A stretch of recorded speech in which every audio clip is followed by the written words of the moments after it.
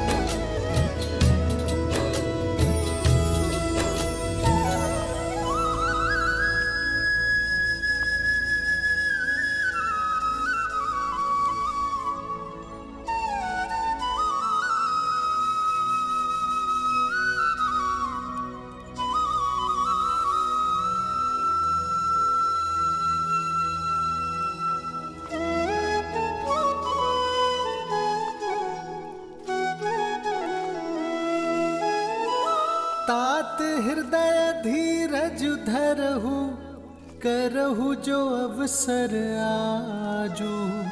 उठे भरत गुरु बचन सुनी, करन कहु सबु साजू।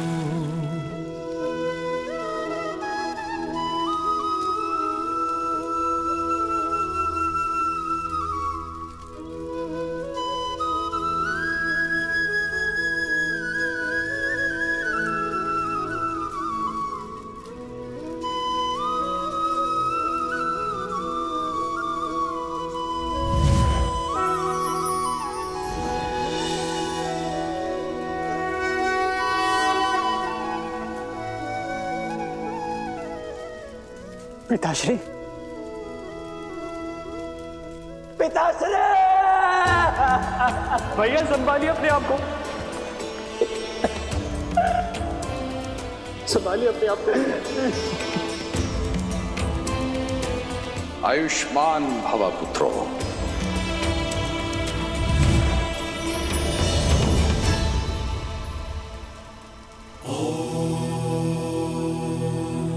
शांति शांति अस्तु मा सद्गमय हमसु मा ज्योतिर्गमय। शांति शांति शांति।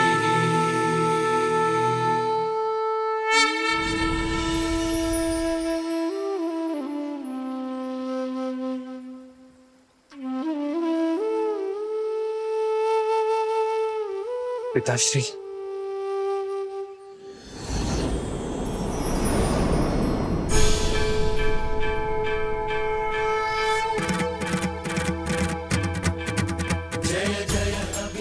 मैं प्रसन्न हुआ मनु, वर मांगो। एक ही अभिलाषा है प्रभु, आप हमारे पुत्र के रूप में जन्म लें। राम नाम सत्य है, राम नाम सत्य है प्रभु।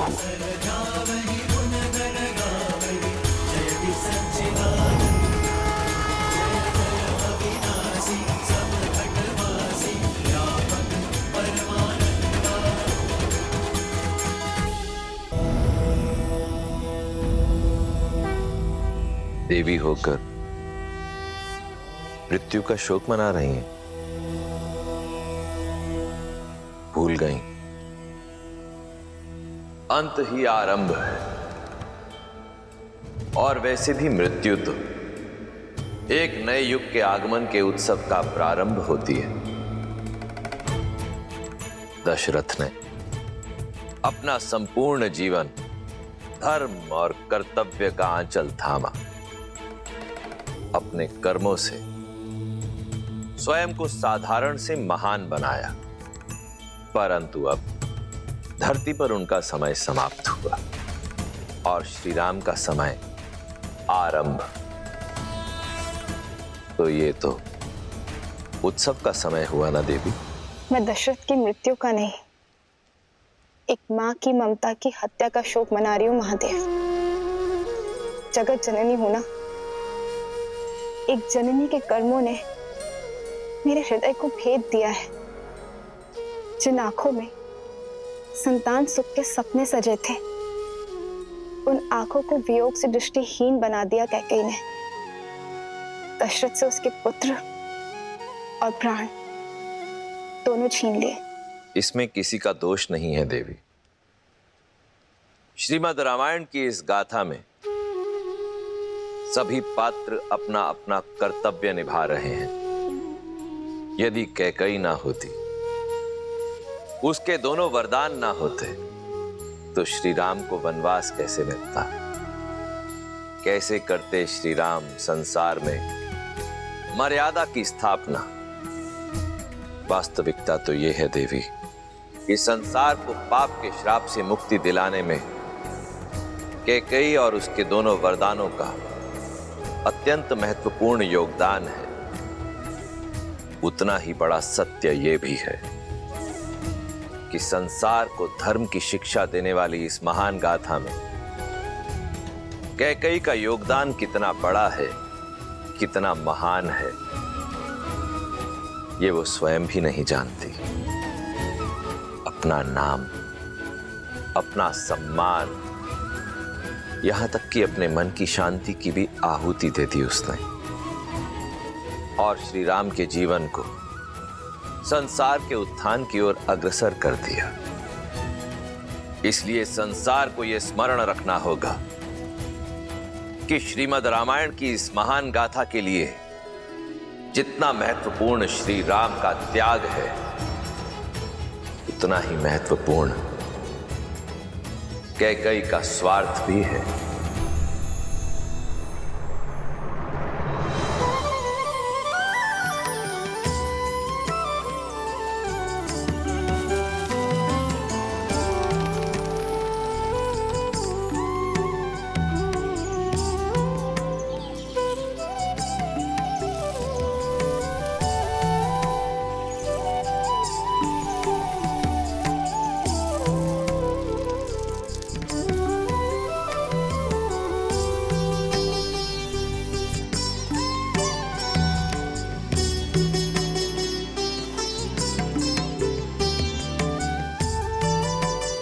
पक्षियों का पेट तो भर दिया, अब तनिक अपना भोजन भी ले लीजिए आर्य। क्या देख रहे हैं आर्य? अपना सौभाग्य, जो कदाचित अयोध्या के राजमहल में कभी नहीं देख पाता। कितनी सरलता से मिथिला की राजकुमारी होने का पद, अयोध्या की युवरानी होने की प्रतिष्ठा, सब कुछ पीछे छोड़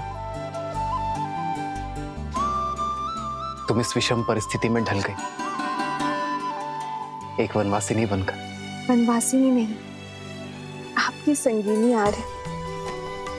आप तो मेरे प्रेम है और मेरी प्रेरणा भी। लीजिए। तुम्हारा भोजन कहाँ है सीता? पहले आप ग्रहण कीजिए, फिर मैं करूंगी। ये कैसे संभव है जब प्रेम, पद और परीक्षा एक समान है? तो फिर ये भेद क्यों सीता? बैठो। जन्म जन्म का है ये संगम, राम रतन सीता वैभव धन। एक है पौरुष, एक समर्पण, एक है रूप तो दूजा दर्पण। राम है लोचन, सीता दृष्टि, राम है बादल, सीता वृष्टि। राम सिया राम, सिया राम, सिया राम, राम सिया राम, सिया राम, राम सिया राम, सिया राम, सिया राम, राम सिया राम, सिया राम।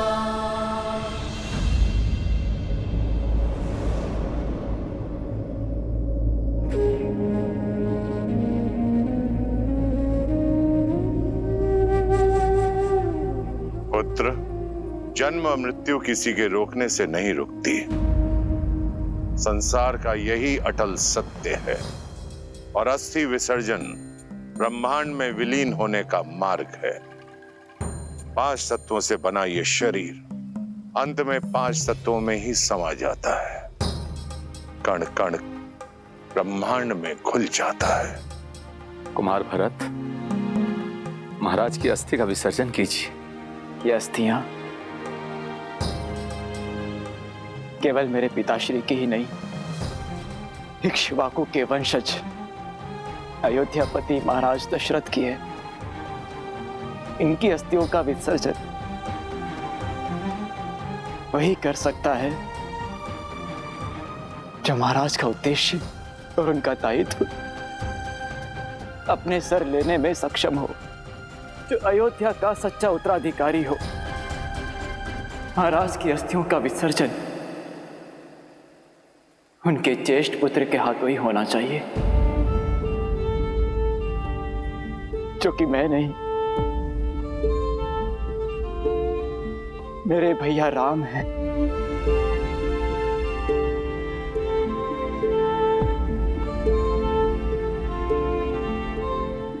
मैं रघुकुल कुमार भरत महाराज दशरथ की संतान रूपी प्रजा और उनकी पावन अस्थियों को साक्षी मानकर ये सौगंध खाता हूं कि श्री राम का ये दास वन में जाकर अपने देव तुल्य भैया राम,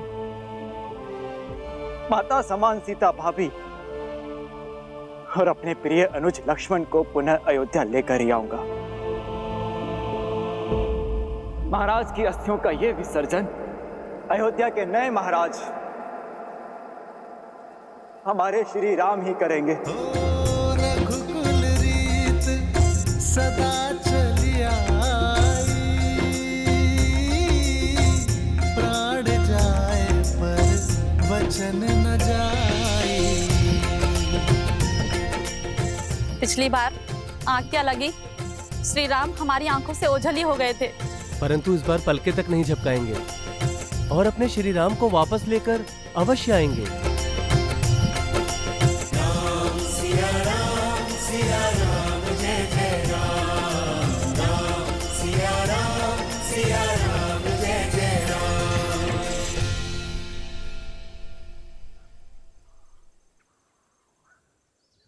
माता, आप दोनों रथ में बैठने की कृपा करें और हम इसी क्षण वन में जाकर अयोध्या की खोई हुई आशा, राम भैया, सीता भाभी और लक्ष्मण को पुनः ले आए। 2 ही रथ क्यों? तुम्हारा रथ कहाँ है भरत? आचार्य, यदि भगवान पीड़ा में हो और कष्ट भोग रहे हो तो भक्त कैसे सुगमता से रह सकता है? मेरे भैया और भाभी वन में पैदल ठोकरे खाते हो तो उनका ये दास रथ में बैठकर कैसे जाए? अतः मैं और शत्रुघ्न पैदल चलकर जाएंगे। जी आचार्य, मैं और भैया पैदल ही जाएंगे उन्हें लेने। आइए माता। रुकिए!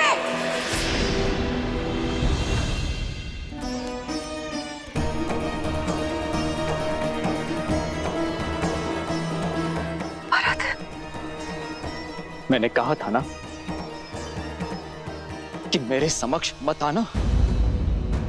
तुम्हारे रोकने से ना ये धर्म रुकेगा, ना कर्म और ना ही ये अयोध्या। विनती है मेरी, और कोई स्वांग मत रचिए। हम निर्णय ले चुके हैं, हम राम भैया को पुनः लेकर ही लौटेंगे। मैं यहाँ आप सबको रोकने नहीं आई हूँ, आप सबके साथ चलने आई हूँ। जो अपराध मुझसे हुआ है उसे सुधारने आई हूँ, अपने राम को लेने आई हूँ। मेरा राम मेरे कारण यहाँ से गया ना, मेरे कहे बिना वो नहीं लौटेगा भरत।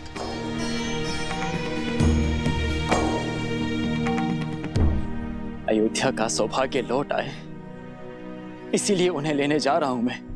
और इस शुभ कार्य में कोई भी अशुभ छाया नहीं पड़नी चाहिए। तुम्हें अपने साथ ले जाने से मेरे राम भैया को आहत पहुंचेगी।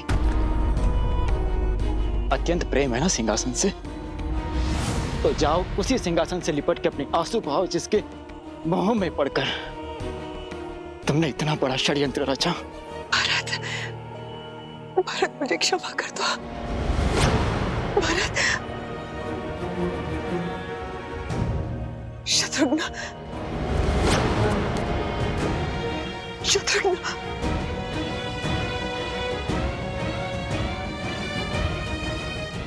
दीदी आप तो मेरा विश्वास कीजिए, मेरे हाथों बहुत बड़ा पाप हो गया दीदी। उस पाप को धोना चाहती हूँ। प्रायश्चित का एक अवसर दीजिए दीदी। राम ने भी राक्षसी ताड़का को एक अवसर दिया था दीदी, केवल एक अवसर दीजिए दीदी। मैं अपने राम से क्षमा मांगना चाहती हूँ, अपनी सीता से, अपने लक्ष्मण से याचना करना चाहती हूँ दीदी। जिस वचन की डोर के कारण उन्हें वनवास जाना पड़ा, उस डोर को तोड़ना चाहती हूँ दीदी। मैं अपना वचन वापस लेना चाहती हूँ, केवल एक अवसर दीदी।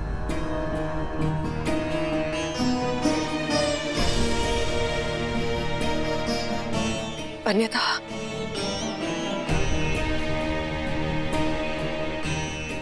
मैं यही अपने प्राण त्याग दूंगी दीदी। मैं अपने प्राण त्याग दूंगी।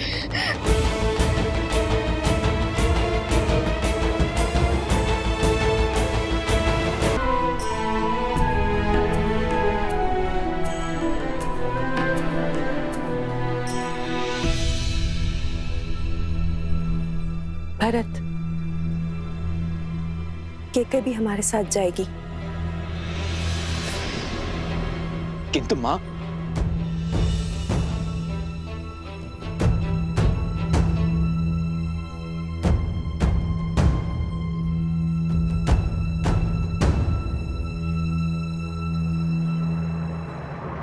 आदर्श और मर्यादा की है ये कथा महापावनम। काटे मद श्री से मिला दे श्रीमद् रामायणम, श्रीमद् रामायणम, श्रीमद् रामायणम।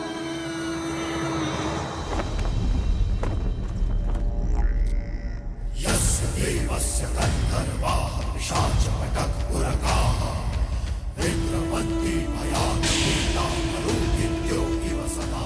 ये केवल रावण के शत्रु का शीश नहीं, लंका के शत्रु का शीश है। और उस दुस्साहसी की नियति है जो रावण पर संदेह करता है, और उस मूर्ख को चेतावनी है जो लंका के अस्तित्व,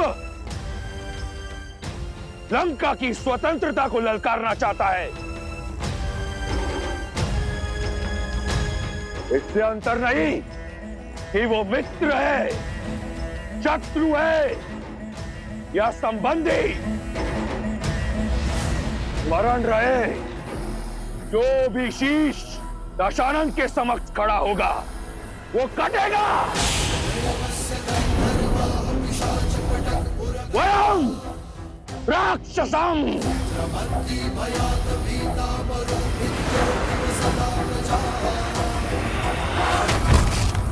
लंकेश दशानन की, लंकेश दशानन की, लंकेश दशानन की।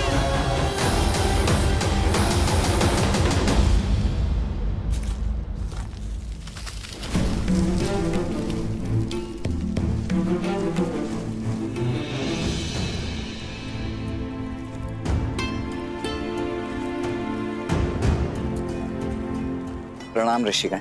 आयुष्मान भव। आयुष्मान भव। हम श्री राम से मिलने आए हैं, क्या उनसे भेंट हो सकती है? अवश्य, आइए इस ओर। कहिए ऋषिवर, मैं क्या सेवा करूं आपकी?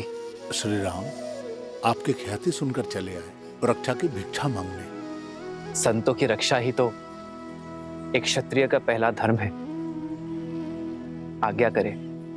हम दंडकारण्य से आए हैं, जहां हम ऋषि मुनि ही क्या, प्रजा भी उन 2 राक्षसों के प्रकोप से ग्रसित है। तो बताइए ऋषिवर, कौन है ये उद्दंडी? खर और दूषण माया में निपुण लंकापति रावण के सौतेले भाई हैं।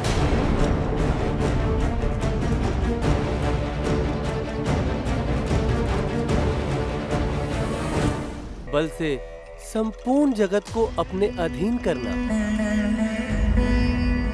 फिर चाहे धर्म और न्याय की बलि ही क्यों न चढ़े, आतंक की सीमा पार ही क्यों न हो जाए। श्री राम, जैसे आपने तारका वर्ण को ताड़का मुक्त किया, उसी प्रकार से हमारे वर्ण को भी खर और दूषण के आतंक से मुक्त कीजिए। प्रजा की सुरक्षा और संतों की सेवा ही रघुवंश की परंपरा है ऋषिवर। हम उनसे विमुख नहीं हो सकते। आप निश्चिंत रहिए ऋषिवर। मुझे विश्वास है कि चित्रकूट में कोई बहुत बड़ा उद्देश्य हमारी प्रतीक्षा कर रहा है। कदाचित इसलिए ऋषि भारद्वाज ने हमें यहां रुकने का परामर्श दिया है। यदि आपकी आज्ञा हो तो चित्रकूट में अपना उद्देश्य समाप्त कर हम कुछ दिनों बाद यहां से प्रस्थान करेंगे। जैसी आपकी इच्छा। शब्दों से अधिक महत्व और कुछ नहीं। हमें विश्वास है जिनके कोई नहीं उनके श्री राम हैं। अब शीघ्र आइए श्री राम, और हमें रावण और उसके भाइयों के आतंक से मुक्ति दिलाइए।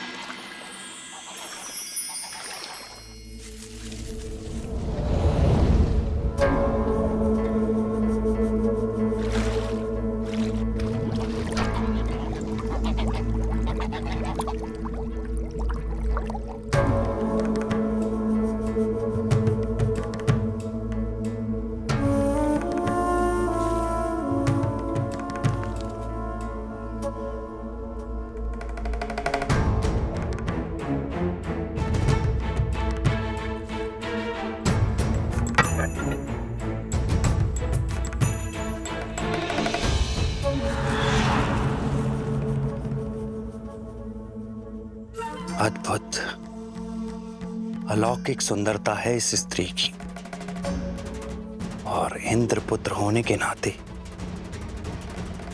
हर सुंदरता पे सिर्फ मेरा अधिकार है।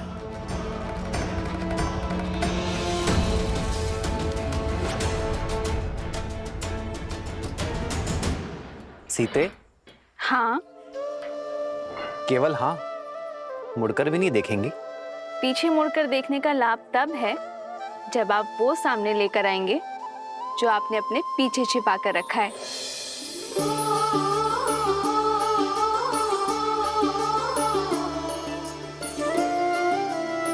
दृष्टि दूसरी ओर थी, तब भी देख लिया मुझे।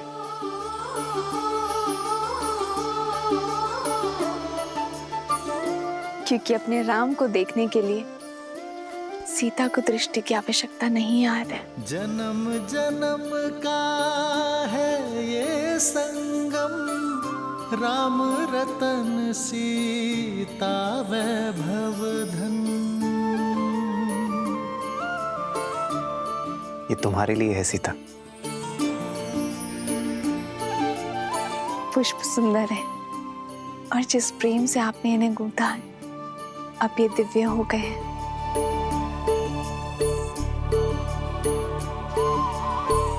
आपने ये केवल दिखाने के लिए बनाए हैं,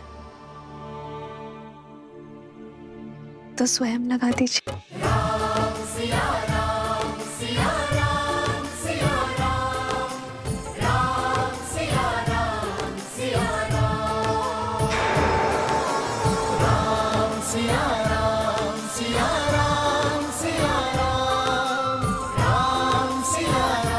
प्रसन्न हो सीता? हाँ, किंतु मुझे प्रसन्न करने के लिए उपहारों की आवश्यकता नहीं है आर्य।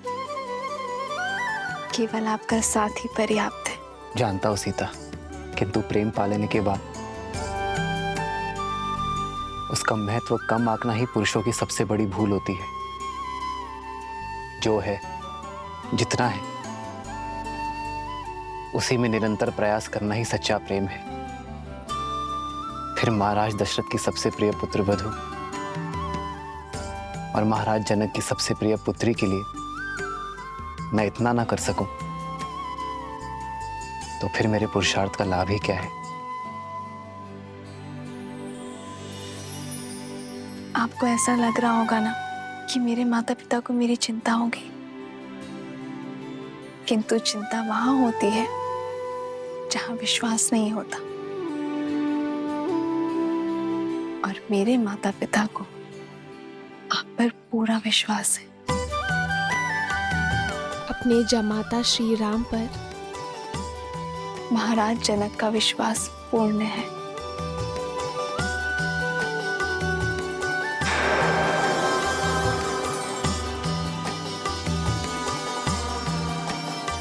सिया राम, सिया राम, सिया राम, सिया राम।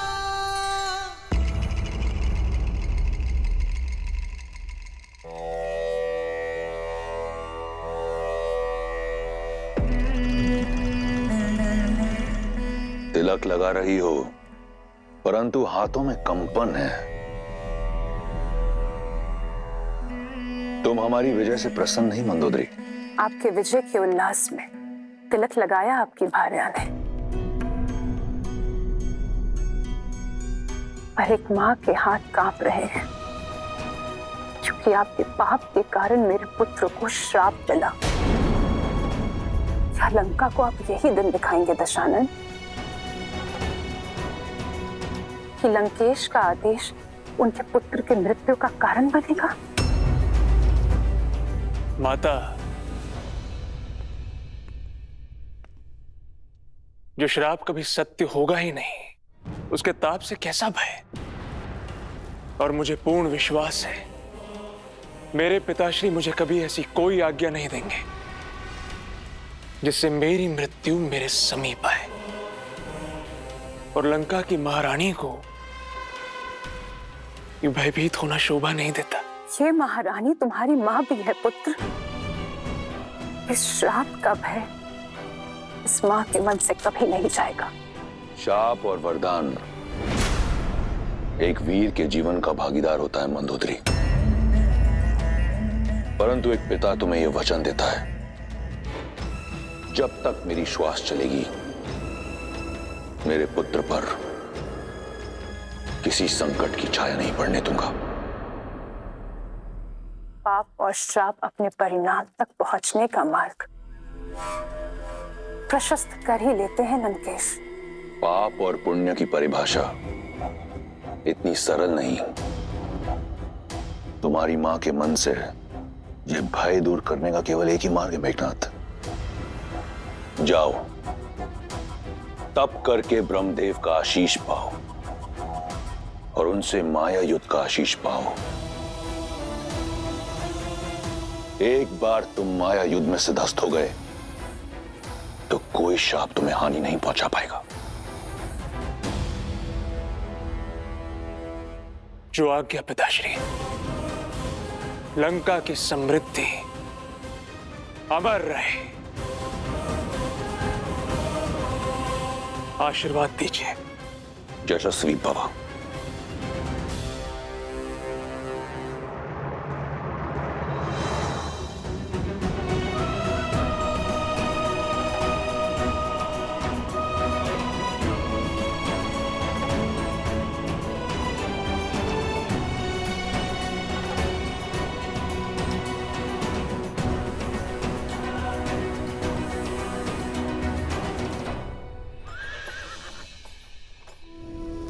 हो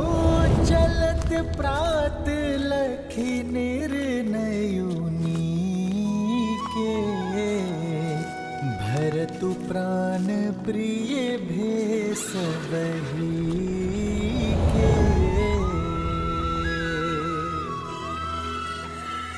मुनि ही बंदी भरत ही सिरुनाई, चल सकल घर विदा कराई।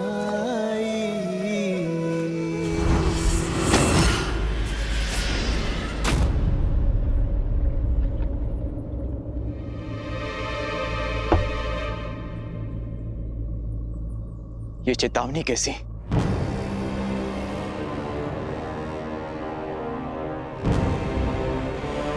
अयोध्या की सीमा लांघकर हम निषाद राज गुहा की सीमा में प्रवेश कर चुके हैं। अपने राम भैया को लाने के लिए हमें जो सीमा तोड़नी पड़े हम तोड़ेंगे।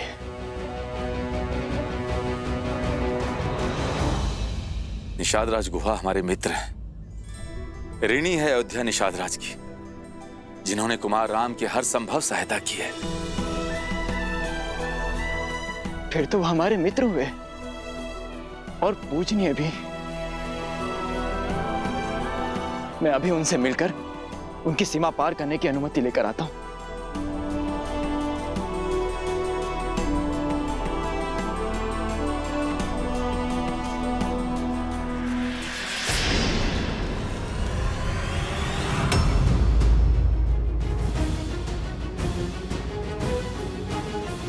सावधान, सावधान, सावधान। अयोध्या नरेश भरत, निषाद राज की सीमा पार करके श्री राम के लिए संकट नहीं बनने देंगे हम तुमको। आप अनुचित समझ रहे हैं निषाद राज। मैं तो बस आपसे। हम उचित समझ रहे हैं। देव तुल्य श्री राम को अयोध्या महल से निकलवा बनवासी बन के भी तृप्त नहीं हुई तुम्हारी आत्मा, जो यहाँ इस सेना को लेके आक्रमण करने चले आए। एक पग भी आगे नहीं बढ़ाइएगा। हम जानत हैं कि श्री राम तक तुम्हारा पहुंचना हट होगा, और ये भी माने था कि ये युद्ध का ललकार होगा। हम संख्या में कम हैं, परंतु ये युद्ध के बाद अयोध्या बरसों तक पछताएगी।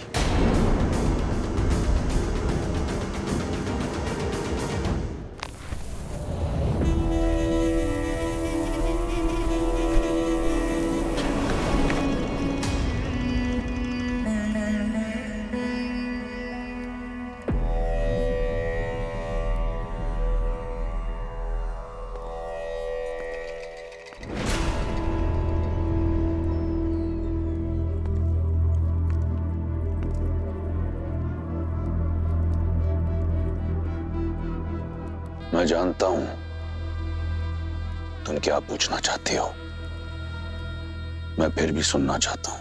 भैया, आपने मेरे पति के प्राण ले लिए, उससे विचलित नहीं हूं मैं, क्योंकि कदाचित यही आवश्यक था। अगर विचलित नहीं हो तो क्या प्रश्न लेकर आई हो? यही कि मैं अपने पुत्र के प्रश्नों का क्या उत्तर दूं भैया। मामा के होते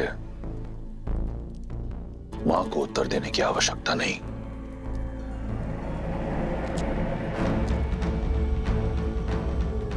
मेरे प्रिय भांजे, तुम्हें पता है, इस संसार को लगता है कि तुम्हारे मामा के सीने में हृदय है ही नहीं। वो किसी की पीड़ा, किसी की व्यथा नहीं समझ सकता, परंतु ऐसा नहीं है। एक राजा बनना सरल नहीं है पुत्र।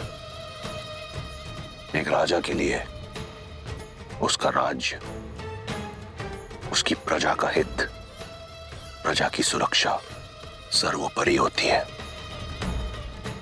मैंने जो किया वो किसी द्वेष से नहीं किया। मैं केवल अपना राजधर्म निभा रहा था। समझ रहे हो ना? भैया, मेरे मन में आपके लिए केवल प्रेम और सम्मान है। जानता हूं, और तुम भी जान लो, मेरी बहन और मेरे भांजे को सदैव लंकेश की सुरक्षा मिलेगी। परंतु अगर ये यहां रहा तो अपने पिता के प्रारब्ध को कभी भुला नहीं पाएगा। तुम दोनों दंडकारण्य चले जाओ, हमारे दूर के भाई कारदूषण के पास। स्थान और परिस्थिति बदलेगी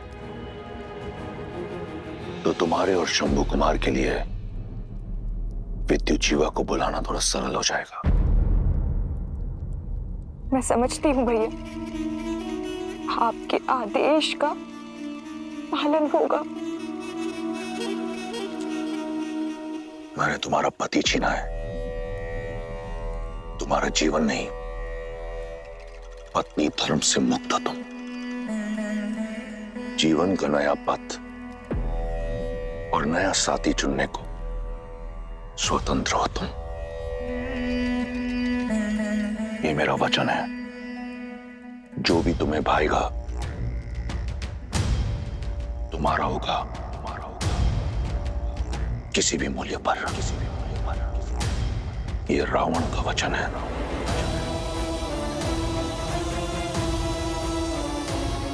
धन्यवाद भैया।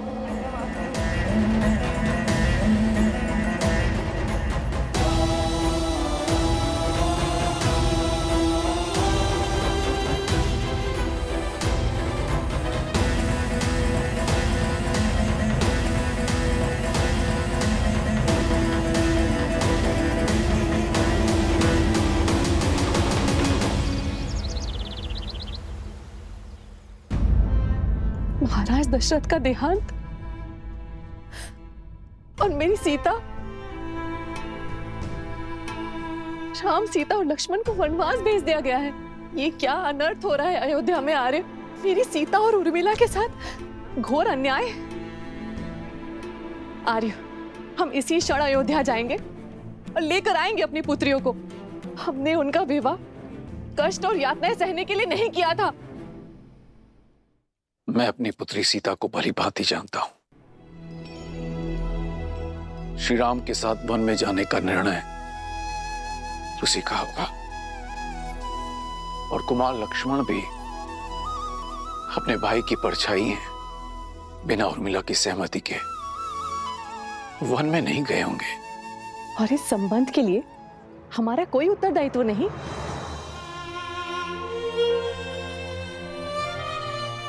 माता पिता को अपनी पुत्री के वैवाहिक जीवन में हस्तक्षेप नहीं करना चाहिए सुनैना, जब तक वो दोनों हमसे अपना परामर्श न मांगे। और राम और सीता का संबंध तो स्वयं महादेव ने चुना है, और मुझे पूर्ण विश्वास है कि राम सीता का हर परिस्थिति में साथ देंगे। और यदि उन्हें कोई पीड़ा होती, कोई समस्या होती, तो वो हमसे हमारी सहायता अवश्य मांगते। माना कि राम और सीता ने हमसे कोई सहायता या परामर्श नहीं मांगा, परंतु कुमार भरत भी तो हमारे जमाता है ना। और उनका ये पत्र, ये संकेत है कि वो हमारी मंत्रणा चाहते हैं। क्या आपको अब भी यही लगता है आर्य कि हमें नहीं जाना चाहिए?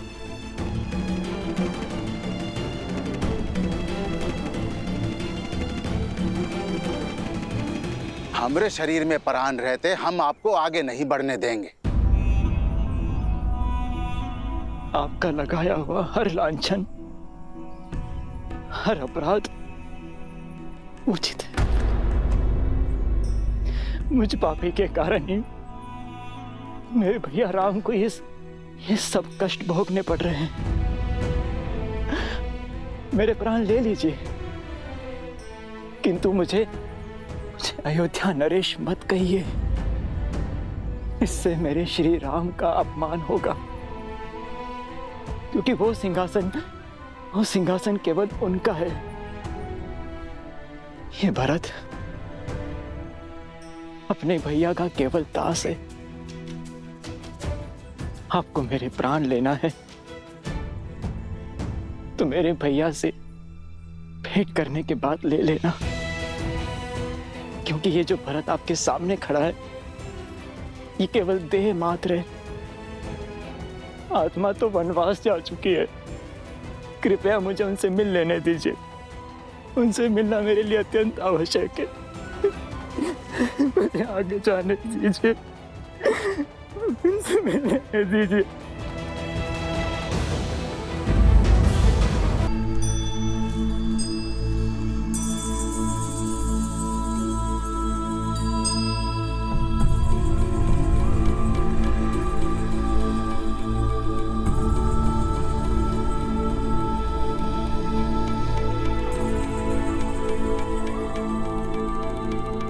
ये का है? सारी महारानियां ऐसन वस्त्र में, और ये कलश।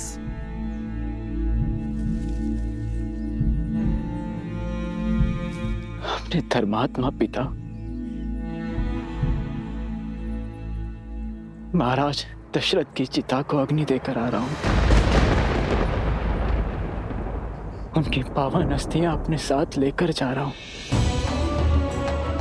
ताकि उनके ज्येष्ठ पुत्र मेरे राम भैया उनकी अस्थियों का विसर्जन कर सके। श्री राम को कष्ट पहुंचाना, ऐसा विचार मैं स्वप्न में भी नहीं कर सकता। मेरी मंशा तो उन्हें उनके उचित स्थान अयोध्या के सिंहासन पर बैठाने की है। यदि आपको अब भी मुझ पर संदेह है तो लीजिए, ले लीजिए मेरे प्राण।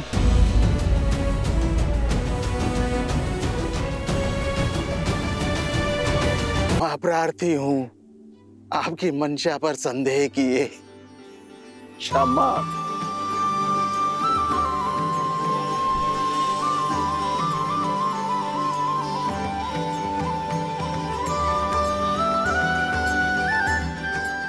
वही प्रेम, वही भावना, वही ऊर्जा जो श्री राम से गले मिलते हुए हमको अनुभव हुई थी। सत्य का आपने निषाद राज जी, सत्य का। मुझे भी ऐसा ही आभास हुआ जैसे मानो मेरे राम भैया ने मुझे अपने हृदय से लगा दिया। बताइए ना, किस और गए हैं वो? मैं वहां की पावन धरती को नमन करना चाहता हूं, जहां मेरे श्री राम ने अपने चरण रखे। किस और गए? हम आपकी भावना का आदर करत है, पर हम श्री राम के दास हैं, उनकी आज्ञा ना ही टाल सकत। वो बोले कि अयोध्या की सीमाओं को मेरे मित्र निषाद राज की निगरानी की आवश्यकता होगी। हमारे मार्ग के बारे में किसी से कुछ मत कहिएगा, किसी को हमारे पीछे मत आने दीजिएगा।